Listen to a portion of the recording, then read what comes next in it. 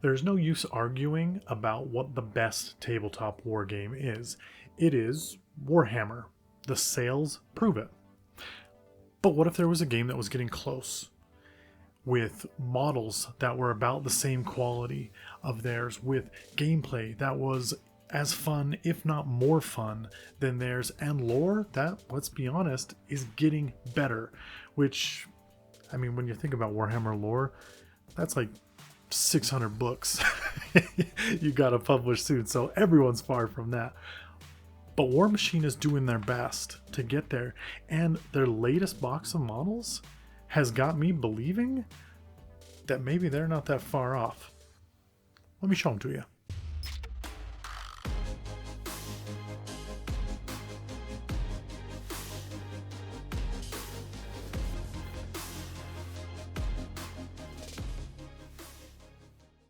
Okay, before we get into these minis, I gotta ask, do you like elves? Okay, what about vampires? Okay, and what about giant bats that eat people? Because that's what this new faction is. It is vampire elves that live underground and ride bats that literally eat people. Newest faction from Warmachine, Executioner's Toll. Okay, it's the Fane of Nero. It's the newest Dusk faction, and it's awesome. like honestly, before I got this box, I wasn't super sold on these miniatures. Like, I honestly looked at it and thought, yeah, I'm gonna sit this one out. But then the more that I learned about them, the more I learned about their gameplay, their lore, and honestly, the miniatures themselves, they're amazing. Let me show you a little close up why I think the quality of these is so much better than it used to be. Okay, when you first get into this box, I want to show you this. All of the small character units like this comes as one piece. There is no assembly required. It came like this. Not a single one of my units was broken or anything like that. Love these. Now, if we get in here nice and close, can you see layer lines? When you get to the right angle, yeah, sure, you can see some layer lines in there. But overall, they're not bad. You can see little pieces of cleanup down here. I feel like every model you buy from anywhere is going to have cleanup, and the cleanup on these is minimal. And I know the face, you can't see it super well in this light, but when you prime it, here's my little primed ready to go. Look at that freaking face. Incredible, right? And now we were talking about those layer lines. The second that you put a primer on this, for the most part, they are gone. Okay, you can see maybe down here at the base there might be a tiny bit, but when you actually start painting, that will go away too. So if you're worried about that, you don't need to be. They use so small layer heights that it's not something you even have to worry about anymore. So anyway, this model, freaking amazing. Sorry, just kind of have to show that off. But yeah, so we got the 3 knights that come with the set and the giant axes, which are awesome. And they got these, some of their units have this really cool like face mask there that covers their face. They're like ninjas.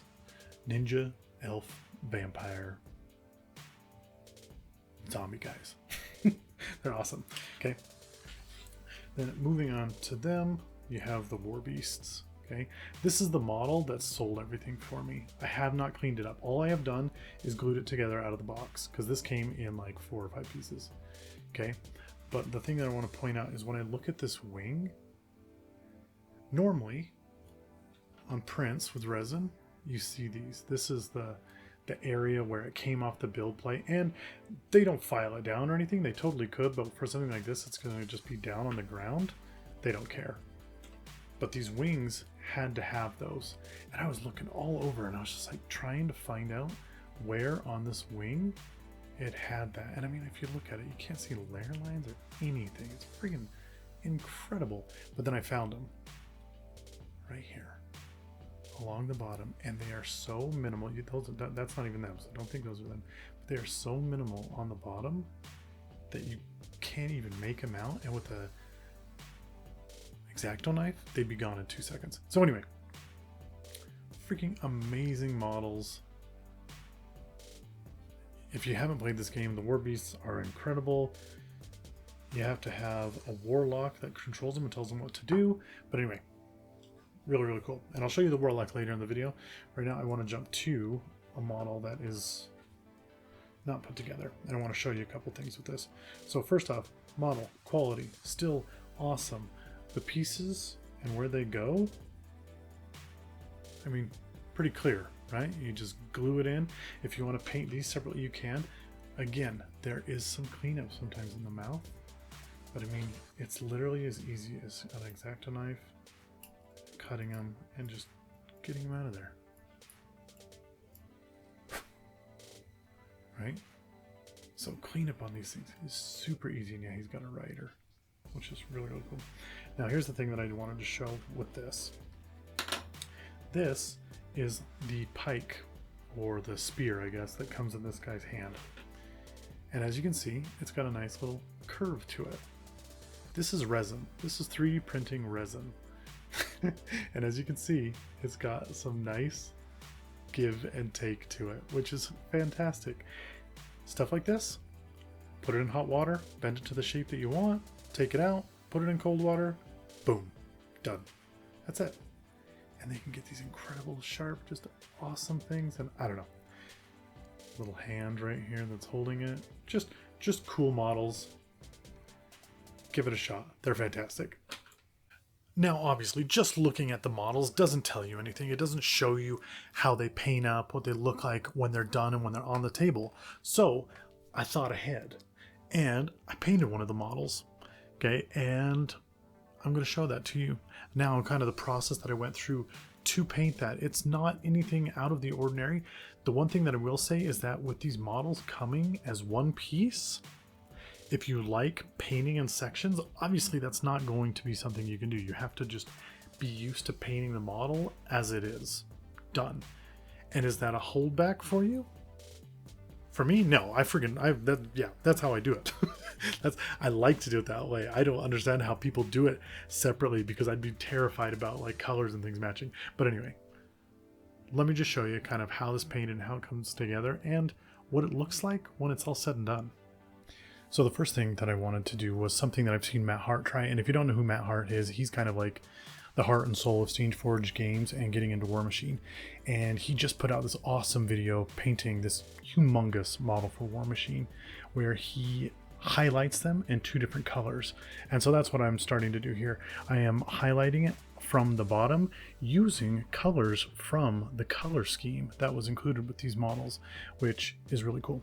And so I highlighted it from the bottom with the Scorn Red, and now I'm going to hit it from the top down with the Bad Bruise. And these are the P3 paints. Like I said, on the back of the box, it has this cool picture of the model color scheme that they have for this group. And I've never used the color scheme before that like a designer puts out for their models, but I thought I am going to give it a try on this. And when it's done, it looks really cool.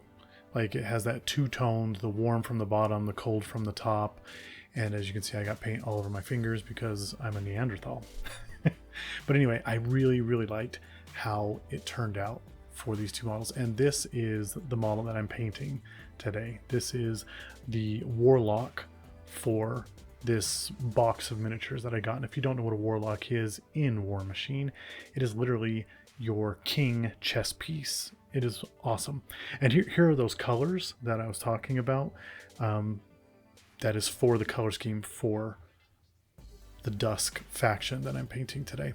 And you can see the purple and the reds that I used for the colors. And anyway, back to what I was saying, Warlocks are awesome because if they die, you lose. It doesn't matter what game style you're playing. If your Warlock dies, the game is over. And so it's kind of like this piece that you have to protect at all costs. And I was painting it pale white to begin with, and then I decided, you know what? I know they're vampires, I know they're elves, I know they live underground, but that night elf from World of Warcraft, it's strong in me. What can I say? So I was like, no, I got to go back, change it from that white. We're going to go purple, and just using that Bad Bruise and mixing it. As you can see, there's lighter portions to that purple. and I mixed it just with the Drake gray that it came with, and the reds. I'm doing the same thing. I'm only using those 6 colors. I threw in black and white in there just to have, because I wanted them. But painting the cape, then I decided this cape is old, it's got holes, it's tattered, it's going to have wear marks around the edges, and so I went in with that gray coat gray that's part of the color scheme and started doing that, and love how it looks, the worn out bit to it. And like I was saying, mixing these colors, I'm mixing them using just these colors, not adding anything else except for the black and the white.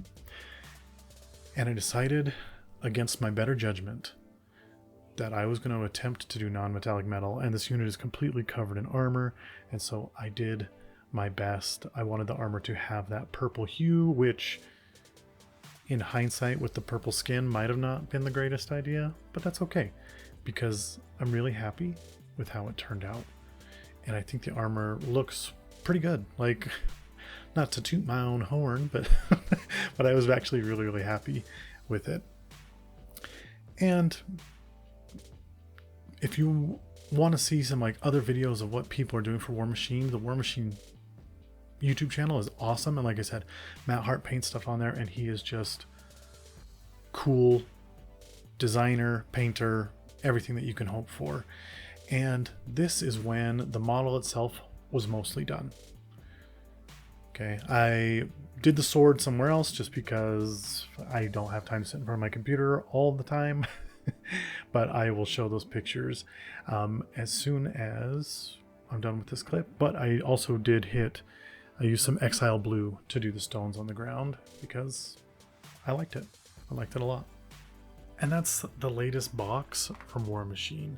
And I mean, these are small units. They haven't even released the bigger units that are going to come later on, because those are the ones that I am so drawn to, and I just love to paint and love to look at. So I can only imagine what is coming with this faction. And they've already released their roadmap for what's coming later on in the year. So I am excited. Warmachine has gotten to this point where it's so much better than it was when I first started looking into it, that I can only imagine what it's going to be a few years from now. You know, is the resin they're using going to get better? Yeah, I mean, it's gotten better throughout the years. I'm sure it'll get to a point where you can drop them from 6 feet and think, oh, it's not going to break at all. It's not, I don't have to worry about that, you know, or they're going to produce more plastic kits, which is awesome too. So there's a lot of different stuff that's happening for Warmachine, and I am excited to see all of it. The lore, everything is becoming more accessible. Steamforged Games is putting their all into this game, and as a player, because I actually play this game now, crazy, it's gotten so much better that I cannot wait to see what happens in the future. And if you're tired of Age of Sigmar and you want that same itch of the Soulblight Gravelords, or whatever their name is, this hit that itch for me so well. And I haven't even seen like the majority of the units that are coming out for it, so I'm super excited for that to come as well. And honestly, my question to you, if Games Workshop started 3D printing all of their models, would that be okay? It's cost efficient. Like, let's be honest, it's cost efficient for smaller companies, potentially super cost efficient for bigger companies. I know they have all the infrastructure already. I know, I hear about it every time I talk about it. But if they changed their model to 3D printed, would that ruin it for you? Because I think these models are great. And I can only imagine how much better they will get, to the point where, which one's better, plastic or resin? Guess we'll have to wait and see. So let me know what you think in the comments below, and thank you for sticking around. Here at Pulsegate Games, I am all about talking about the games that I love, painting them, 3D printing, like the whole tabletop gaming scheme. I love it, and I like to talk about it. And if that interests you at all, please like, subscribe, stick around, send this to a friend, watch it while you paint, do whatever you want. I love hearing from everyone. I comment back to everyone who leaves me a comment, and I would love to hear what you have to say. But yeah, thank you for joining us today. And as always, don't spend so much time building your world that you forget to spend some time in it. Until next time.